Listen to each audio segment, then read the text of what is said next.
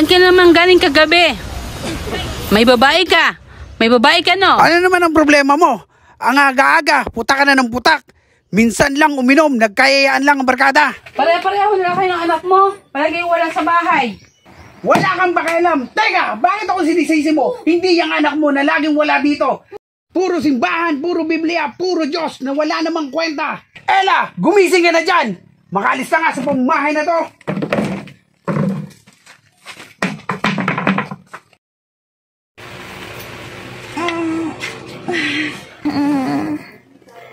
Ay naku Lord, ikaw na po bahala kina mama at papa. Panibagong araw, panibagong laban na naman ang haharapin. Impluwensya nga ba ng mundo o impluwensya ng Diyos ang mananaig?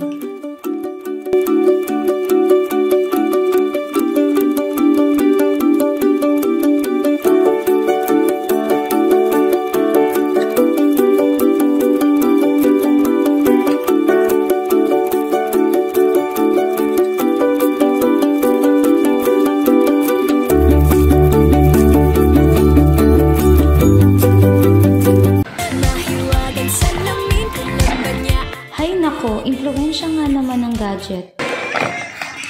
Oh, nagtitiktok na naman kayo. Nakalimutan niyo ba kung anong araw ngayon? Ano ba sa tingin mo? Siyempre, linggo. Oh, nakipagpilosopo ka na naman eh. Ito naman si ate, minsan lang naman eh. Trending kasi to, inahabol lang namin. Sayang naman. Hay nako, basta sa susunod makikita ko kayo sa loob ng simbahan ha. Muna na ako, malimit na kasi ako eh. Bye-bye.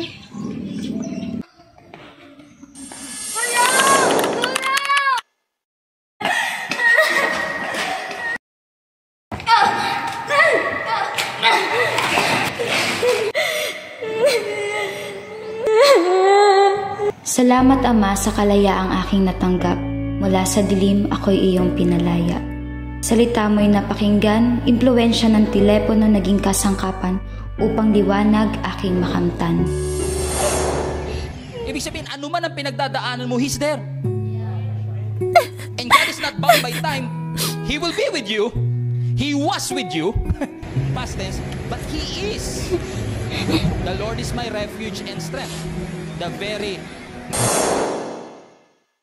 Hapon mga kabataan, so narito tayo muli upang makinig ng salita. Sister Ella, okay ka lang ba? Kasi parang kanina ka pang ganyan eh.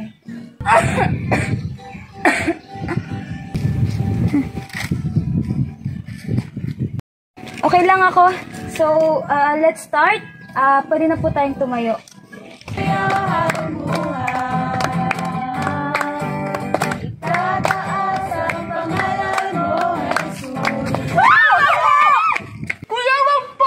Hindi! Walang nagmamahal sa akin. Papatayin ko tong babaeng to. Eh, hindi totoo yan. May nagmamahal sa'yo. Mahal kita, mahal ka namin, mahal ka ng Diyos. Anak. Anak. Hoy! Ano yan?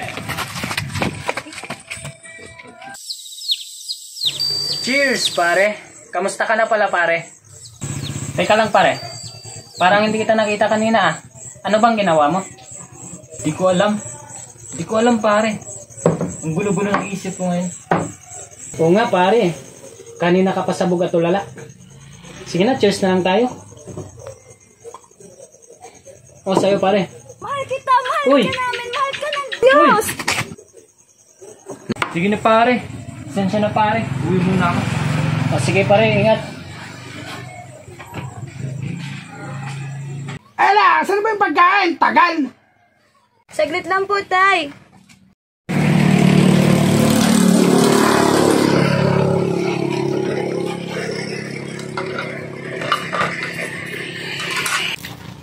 Tubig po.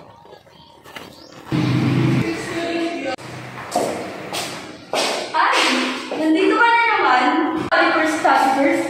Kala mo naman nakakapagtapos ka niyan. Kamon yan, wala kang mararating. Kung ako sa'yo, huwag ka na mag-aral. Hoy, tama na yan! Hoy, ano ba nangyayari dyan? Tama na! Ano ba? Sa lahat ng pagkakataon, dapat ipakita natin kung ano yung pinapakita sa atin ng Panginoon. Yun yung pagmamahal at kabutihan.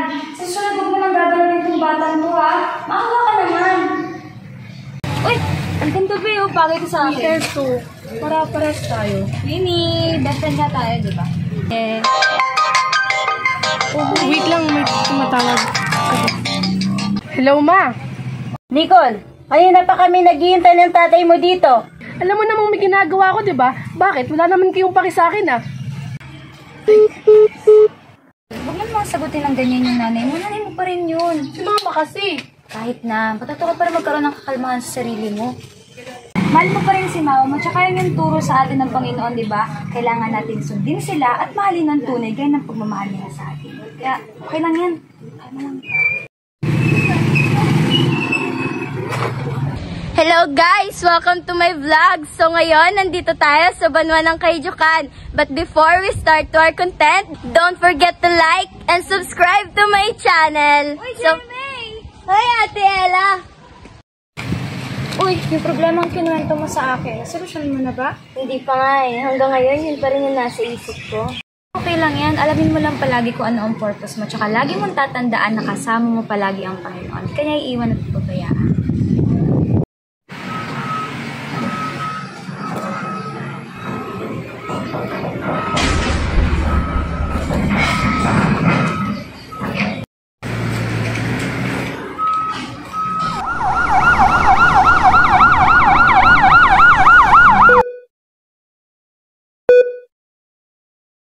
Dok, anong problema niya? Sorry to say this, but kailangan natin masalinin ng dugo ang pasyente as soon as possible.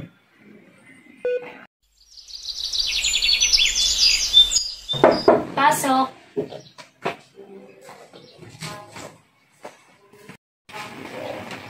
Sino ka? May gusto kong sabihin sa'yo, pero doon na lang muna sa labas. Sige. Ako nga pala yung tumulong sa'yo kahapon nung naimatay ka. Salamat, pero mukhang pamilyar ka. Nakita na ba kita? Huwag ka sana magagalit sa akin.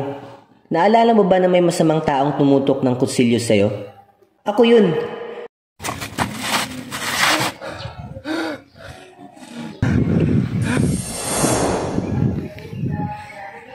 Dahil sa madilim kong buhay, nagawa ko ang bagay na alam kong hindi maganda, na sa pagkakaalam kong walang nagmamahal sa akin. Pero dahil sa sinabi mo at sa narinig kong boses nung panahong iyon, naliwanagan ako. Nang dahil sa mga katanungan na tumatak sa aking isipan, pinili kong sundan ka.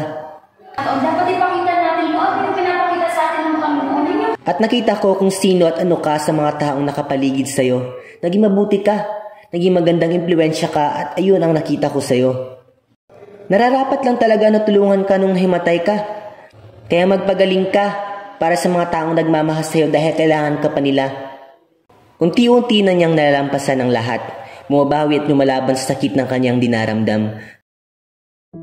Hindi ko akalain na aabot sa ganitong sitwasyon.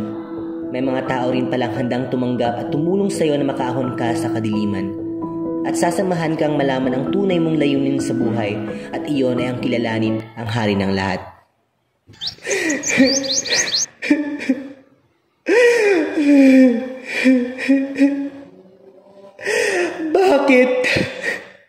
Bakit? Bakit umabot sa ganito? Bakit niyo siya kinuha? From darkness to light, iyan ang mararanasan lahat kung kikilalanin nila ang tunay na impluensya.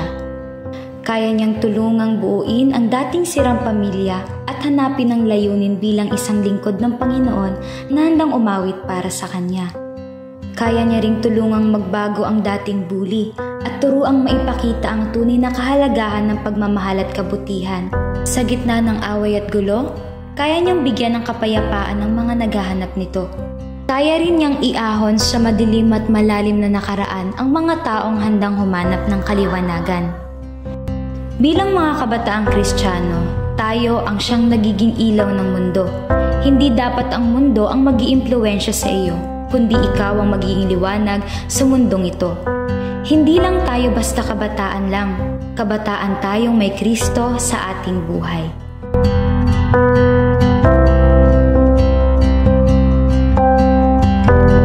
Light of the world.